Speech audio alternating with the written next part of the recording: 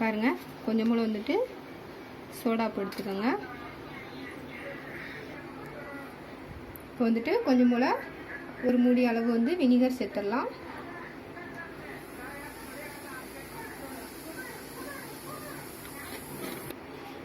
இது பார்த்தீங்கன்னா சோப்பு, பாத்திரம் விளக்குற சோப்பு, கம்பினாரு, அவ்வளோதான்.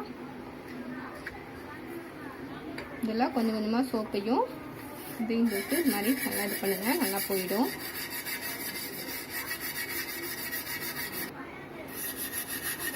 பாருங்கள், தேய்க்கும் போது நல்லா போட்டு பாருங்கள். இந்த மாதிரி இப்போ நம்ம அழுத்தி கொஞ்சம் தேய்ச்சி எடுத்துக்கலாம்.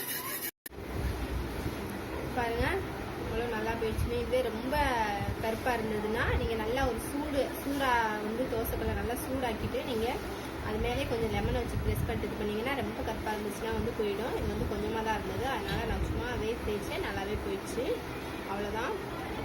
நீங்கள் வந்து இந்த மாதிரி பண்ணும்போது ஒரு 3 மாதத்துக்கு ஒரு டைம் பண்ணுங்கள். இல்லைன்னா நீங்கள் வந்துட்டு அடிக்கடி பண்ணிங்கன்னா உங்களுக்கு வந்து தோசை வந்து அவ்வளோவா வராது. அவ்வளோதான். இந்த பதிவு வந்து உங்களுக்கு பிடிச்சிருந்ததுன்னா லைக் பண்ணுங்கள். என்னோட பதிவை தொடர்ந்து பார்க்கணும்னு நினச்சிங்கன்னா சப்ஸ்கிரைப் பண்ணுங்கள். இந்த பதிவு வந்து